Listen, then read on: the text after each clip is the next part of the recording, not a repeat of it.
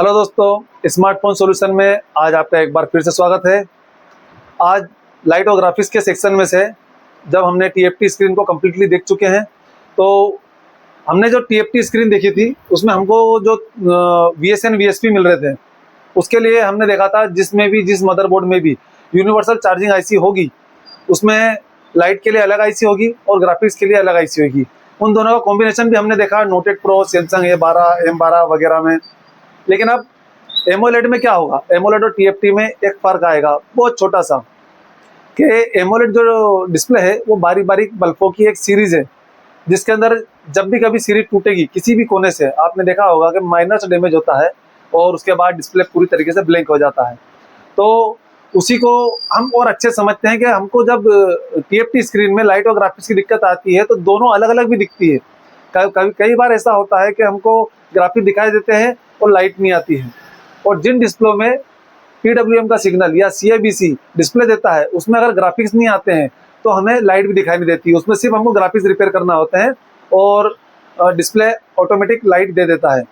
वैसे अब हमारे को एमोलेड सेक्शन जो हमारा चल रहा था उसमें हमने आईसी देखी दो तरह की, एक लेग वाली और एक बॉल वाली।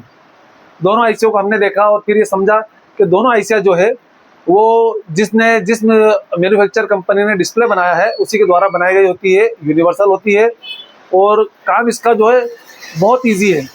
हम ये देखेंगे जब भी हमारे फ़ोन में एमोलेड में लाइट और ग्राफिक दोनों नहीं आ रही है तो उसका कारण कहीं से भी हो सकता है। आपके डाटा की एक लाइन गायब अगर हो गई, या सिग्नल में से कोई सिग्नल मिस हो गया, या फिर वोल्टेज मिस है, कंडीशन एक ही बनेगी, आपका डिस्प्ले ब्लैंक रहेगा, काला। तो उसको समझने के लिए जब हम हॉट टेस्टिंग वगैरह करते हैं, रीडिंग सारी मिलती है, लेकिन हमारे पास जो 3 तरह के वोल्टेज होते हैं एमोलेड में, उसमें से क्या होता है वोल्टेज बनना बंद हो जाते हैं। उसको समझने के लिए हम आज इस आईसी को समझेंगे, सैमसंग की SM3010B। यही आईसी आपको सैमसंग वगैरह में, MI वगैरह में, रियलमी में, सभी में यूज़ करते हुए मिलेंगे, क्योंकि ये जो है किसी मीडियाटेक या क्वालकॉम ऐसे चिपसेट के साथ बनाई हुई कंपनी ने नहीं बनाया है, इसको उसने बनाया है जिसने इस फ़ोन में लगे हुए फ़ोन को, वो डिस्प्ले को बनाया है। ठीक है, तो ये आईसी हमको रेडमी के नोट 10 में आसानी से देखने को मिलती है। तो मैं इसकी LCD लाइट सेक्शन खोलता हूँ। ठीक है, अब इसकी LCD लाइट सेक्शन को देखो, यहाँ पर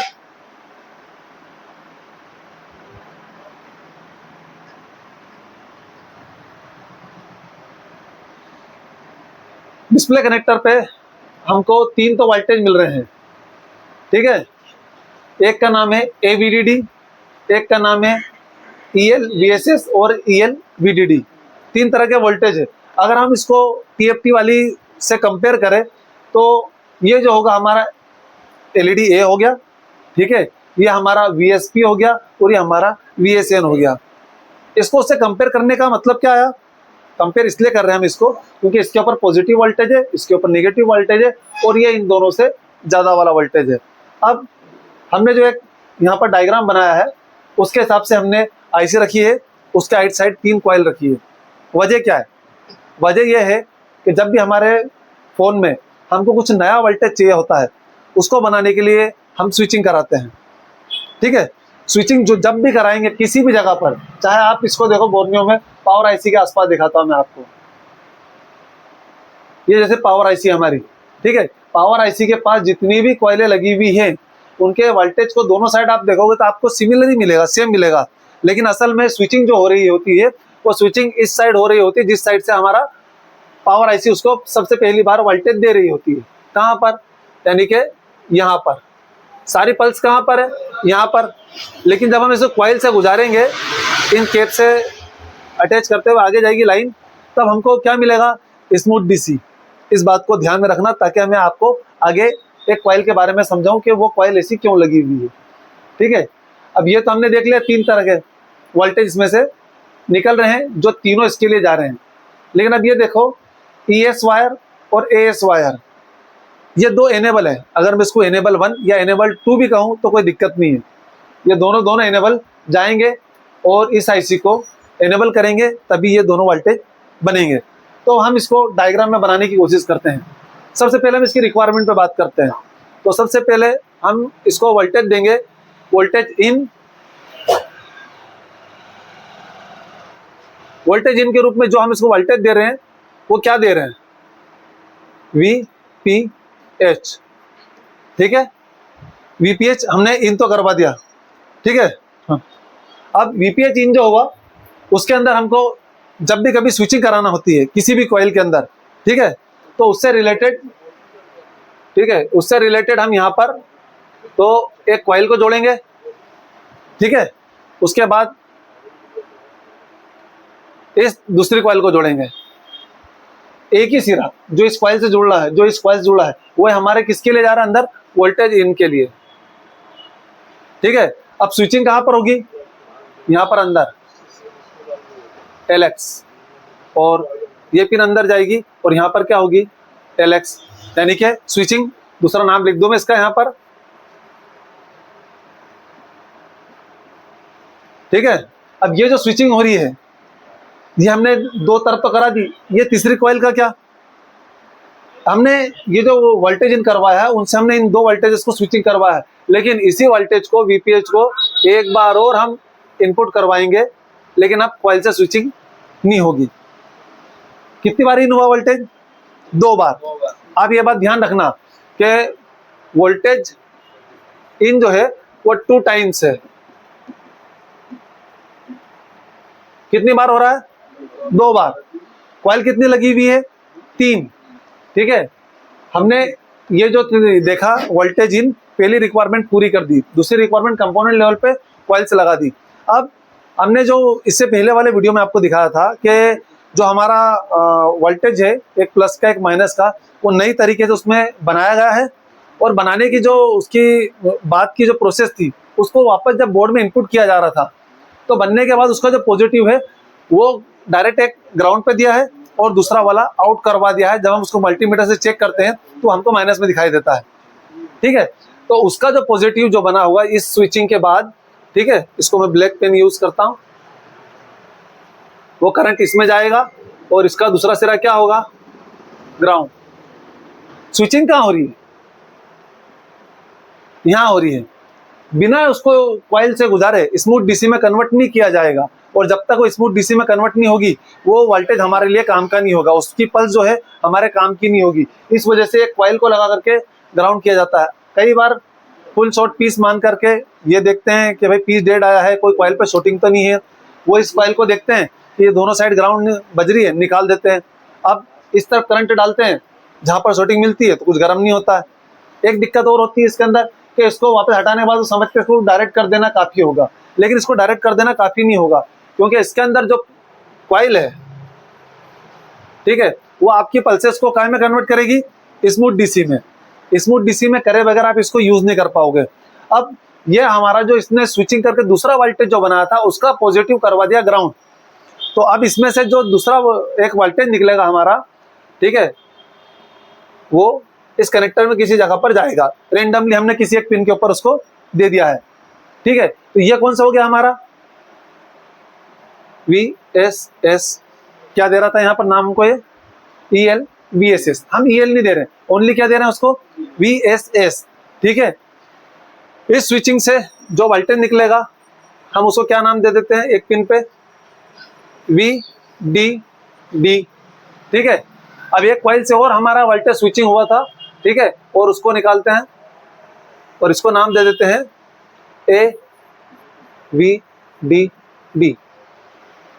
देखा जाए तो इस आईसी को एनालॉग आईसी कहा जा सकता है, क्योंकि इसके अंदर HCL और HDA के जो दो हमारे कम्युनिकेशन प्रोटोकॉल होते हैं, SPMI और I2C, दोनों में से किसी का भी यूज नहीं किया गया है।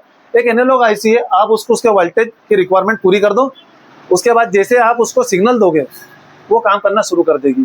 और सिग्नल जो इसके दो एनेबल है हमारे पास, दोनों एनेबल हम इन्हीं कनेक्टर से निकालते हैं, ठीक है। और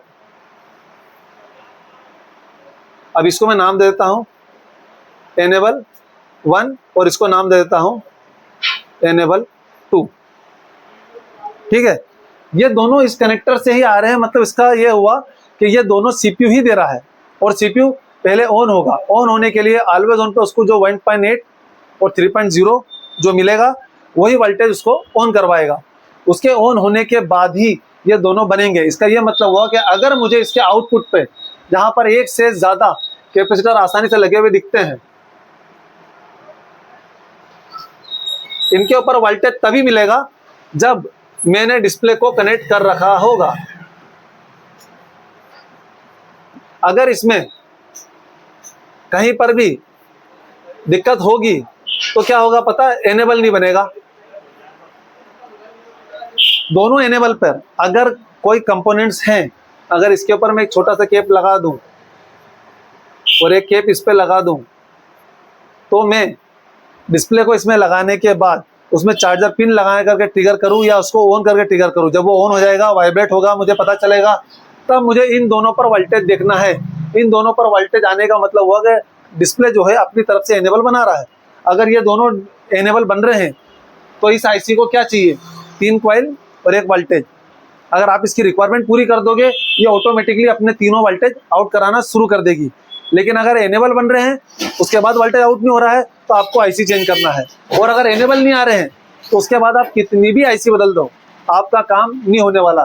क्योंकि आपको ये समझना होगा कि जब यहाँ से मेरा डिस्प्ले जो है वो एनेबल देता था और मैंने डिस्प्ले ही कनेक्ट नहीं करा है, मोबाइल के अंदर अगर डिस्प्ले लगा हुआ नहीं है तो डिस्प्ले पहले खुद ऑन होगा, उसके बाद एनेबल देगा, ये वोल्टेज जो है आएंगे, इसी के दम के ऊपर हमारे इसमें ग्राफिक्स और लाइट दोनों दिखाई देंगे। ठीक है, तो इस बात को या इस वीडियो को बारीकी से देखो, इसमें जो मैंने बातें बोली उसके नोट्स बनाओ और ध्यान में रखो कि जब भी हमारे पास एमोलेड स्क्रीन पे लाइट ग्राफिक दोनों गायब होगी तो उसका कारण लाइट में मतलब के डाटा नहीं आएगा, तो भी किस कलर में उस बल्ब को जलना है पता नहीं चलेगा, तो भी दिक्कत हो सकती है। लेकिन हम वोल्टेज अगर देखने जाएं और ये वोल्टेज नहीं मिल रहे हमको, AVDD, VSS और VDD। अब इसमें जो वोल्टेज होता है AVDD में वो थोड़ा सा 7 से लेकर 8 के बीच का होता है। ठीक है, VDD जो है वो 4 साढ़े 4 के बीच में आ रहा है, VSS जो है वो 4 साढ़े 4 के बीच में आ रहा है। वोल्टेज जो है वो आपको डिस्प्ले के हिसाब से कम ज़्यादा दिखेंगे। लेकिन आप आईसी को देखिएगा, अगर ये आईसी बोल वाली है तो भी रिक्वायरमेंट सेम है। अगर यही आईसी अगर लेग वाली है, आप Realme 8 वगैरह में देखोगे, Realme 8 में वो 4G फ़ोन है लेकिन एमोलेड स्क्रीन है, उसमें भी अगर देखोगे तो। चलो अब एक आईसी देखते हैं। जैसा मैंने आपको बताया था 2 टाइम्स वोल्टेज इनपुट होगा स्विचिंग के पहले। ठीक है, हमको 2 बार इनपुट करवाना है इसे। इनपुट चेक करते हैं, यहाँ पर लिखा है VPH पावर, यहाँ पर लिखा है VPH पावर। लेकिन अगर आप इस लाइन को आगे बढ़ते हुए देखो तो इसमें क्या लगी हुई है, कॉइल। उसके बाद ये लाइन 2 उसमें डिवाइड हो गई, 2 पॉइंट पे गई और वहाँ पर लिखा हुआ है LX1 2 बार। लेकिन उसके पीछे आपको 2 भी दिख रहा होगा, तो LX यानी स्विचिंग पहले का पहला, LX पहले का दूसरा, 2 बॉल के ऊपर यहाँ पर आपको यह दिखाई दे रहा स्विचिंग करता हुआ। दूसरी कॉइल को देखो, दूसरी कॉइल पर भी वो आपको LX3 लिखा हुआ दिखेगा। तो वोल्टेज इन कहाँ पर हुआ, वोल्टेज इन पहली बार यहाँ पर VPH इन हुआ, ये पहला इन हुआ हमारा। दूसरा इन कहाँ पर हुआ, दूसरा इन ये VPH जो इन 3 बॉलों के ऊपर गया। ठीक है, ये हमारे क्या हो गए, पहली रिक्वायरमेंट जैसे हमने दिखाया था पीछे कि यहाँ पर हमने बोला था कि ये 2 बार वोल्टेज इन होगा। अब इसके बाद स्विचिंग कराने के लिए 3 कॉइल देखो, 1 2, दोनों की किससे जुड़ी हुई है, VPH से। तो यानी ये VPH वाली लाइन जो है वो इससे भी जुड़ी हुई है और ये इससे भी जुड़ी हुई है। ठीक है, अब ये 2 कॉइल से तो हमने इसको करवा दिया। अब ये LX1 था, LX3 था, LX2 को देखो, LX2 3 बोलों से निकल रहा है, एक कॉइल में जा रहा है और उसके बाद सीधा ग्राउंड हो गया। अगर कॉइल की वैल्यू देखो 2.2 माइक्रो हेनरी, अगर यहाँ पर देखो तो ये 4.7 माइक्रो हेनरी की थी और एक 10 माइक्रो हेनरी की। तीनों की कॉइलों की वैल्यू अलग अलग थी, यानी तीनों काम अलग अलग थे। उसके अलावा अगर हम देखो तो इसमें ग्राउंड कितने दिए उसने, B1 C1 C2 B3, और कहाँ पर दिया ग्राउंड उसने, इसके अलावा ये रहा PGND B2 पे, ये भी ग्राउंड दिया। वोल्टेज के साथ हमने ग्राउंड भी कंप्लीट कर लिए। अब कुछ भी नहीं बचा इसके अंदर सिवाय एनेबल के, यानी कि आपका एक एनेबल और आपका दूसरा एनेबल। जैसे ये 2 एनेबल आएंगे तो सबसे पहले वोल्टेज 1 को हम आउट करवाते हैं। वोल्टेज 1 आउट हुआ, यहाँ से यहाँ से यहाँ से और इस 0 ohms के रजिस्टर से निकल के बाहर, इसका नाम हो गया VDB। ठीक है, वोल्टेज 2 कहाँ पर है, वोल्टेज आउट का 2 का 1, 2 का 2, 2 का 3, 3 बोल से निकल रहा जाएगा, इसका नाम हो गया VSS यानी माइनस वाला वोल्टेज। ठीक है, और AVDD जो है वो हमारा वोल्टेज आउट नंबर 3 जो है वो यहाँ से आउट हो रहा है, जो कि सिंगल एक ही पिन से हुआ बाहर, और इसका नाम हो गया AVDD। अब स्विचिंग 1 LX1 और LX3, ठीक है, और LX2, तो 1 और 2 जो है वो एक ही स्विचिंग, वो मतलब एक ही बार में बने हैं। किसके बाद? एक इनपुट के बाद। कौन से इनपुट के बाद? इसके बाद। LX3 जो था उसने हमारा क्या बनाया? वोल्टेज आउट 3 यानी AVDD, ये वाला अलग हो गया। आप अगर इतने डीप में नहीं भी जाओ तो आप सिर्फ इतना समझ लो, आप आईसी को जो रिक्वायरमेंट है वो पूरी करो, आईसी खुद ब खुद काम करेगी। या तो कंपोनेंट लेवल पे कमी होगी या फिर उसकी लाइनों में दिक्कत होगी। जब सब कुछ ओके होता है तो तब आपको सिर्फ 2 चीज चाहिए रहती है, AS वायर और ES वायर, यानी एनेबल 1 और एनेबल 2, और दोनों के दोनों हमेशा डिस्प्ले ही देगा। ठीक है, थैंक यू।